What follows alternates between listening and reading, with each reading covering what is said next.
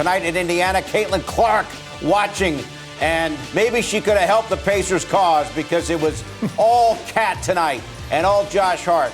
Towns had 40. Josh Hart had 19 of his 30 in the second half.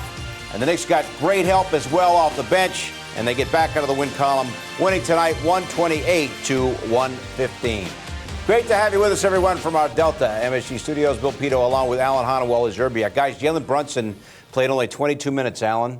Picked up his fifth foul early in the third. Really didn't play a lot the rest of the way. Had a season-low 8 points, and it didn't matter. Knicks got help from just about everybody else. Including Karl-Anthony Towns. Whatever we said in the pregame about him struggling to finish at the rim, throw it out. I mean, he just absolutely dominated this game when he's also going up against guys 6'8". He did exactly what a big man should do when the other team's big men are not available, is that you take control of the game and you dominate.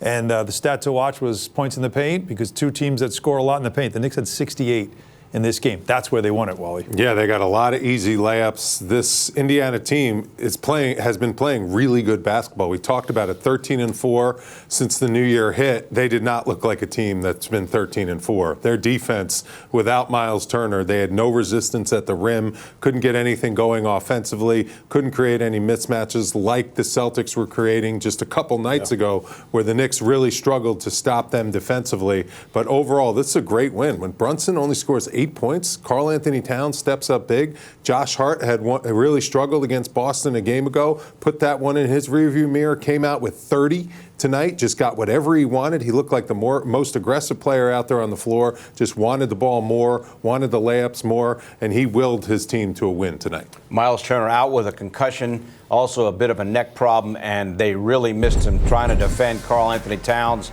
Look at Towns, 40 points, 24 in the first half, 12 rebounds, 5 assists.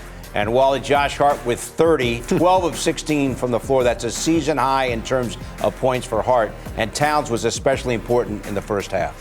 He was incredible. Like, he got whatever he wanted, and he's sprinkling in those threes. That thumb's starting to feel a little better. He made 3 threes tonight, but there's just no defense for him.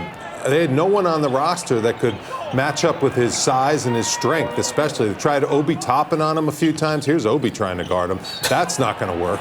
I can tell you that. I mean, Towns just putting it down, putting his head down, getting to his right hand, and just flexing all night long. I mean, a big-time performance by Karl-Anthony Towns. Imagine if they would have had him against the Pacers last year in the playoffs. Of course. It would have made a big difference. Yeah. So he was just, and I love this play. We're going to take a look at this at the wall. I mean, that is a grown man move right there. I didn't think he was going to be able to get that one up at the basket, but he just went go-go gadget arms and just threw it on 2 guys. I mean, that was big time. That go-go gadget arms. He went arm. Inspector Gadget on us in the Wayback Machine. You talk about points in the paint. He was 11 of 14 in the painted area, right? Yeah. And Hart was 11 of 13. These two combined for 44 points in the paint, 22 of 27. So the efficiency in finishing in the paint at the rim the way they were, but especially Towns. This is what you do. With a 7-footer, they don't have one. Yep. And you take advantage of the size. It's literally what they did. And Towns was ready for this matchup tonight and absolutely dominated. So Brunson with the 8. Mikal Bridges, by the way, only scored 6. So even more important that Hart goes for a season-high 30. Yes, 30 points for Josh Hart. Now, all 5 starters have had at least a 30-point game this season. It just shows you the versatility of this team. And for Hart, it's not necessarily always been about scoring for him. It's about whatever the flow of the game calls for. And as Wally pointed out, with no real resistance at the rim, Hart was doing a lot of cutting and his usual stuff where he'll run the floor hard. Cat got a turnover here, and he led the break. Imagine your 7-footer leading the break and passing to your 6'4" guy with the finish. And then, of course, the extra energy he always brings on the boards, just his willingness to compete. But you're seeing here, again, him going and attacking the basket, him trying to get offensive rebounds and tips, no one blocking out, just not a ton of size on the floor for the Pacers. And so when you play as hard as Josh Hart does, you can take advantage of it. And you remember this from back in December around Christmas. Fans said not tweeting until Josh Hart scores 30. And Josh Hart replied, "That ain't my job, brother. See you on the other side." Tonight, it was his job. And it was very easy for him to get to that 30. All right, guys, let us now bring in Monica McNutt. As always, she helped call the game on the radio on ESPN New York. Monica, got to mention the bench. Campaign, 9 points, 8 assists. Deuce McBride, a plus 25 with 15 points, and Landry Shamet a season-high 11. Those three guys were key. Terrific outcome from your bench productivity. And I can't do quick math. I know you got how many points that was in total, Han, over there. But let me say this. We talked to Cameron Payne for our post-game interview on the radio, and he said that the importance of going into the break with the right momentum. He was just impressing upon some of the guys as a veteran voice. You know, we don't want to look back and look at these two games and think, we should have gotten those when we come back from the break. And so the focus that we saw tonight is not happenstance at all, from Karl-Anthony Towns all the way down. I think this team understands that as we turn the calendar toward late February and March, it's going to be a hunt, y'all, in terms of getting seedings as far as the postseason is concerned, as the regular season turns up.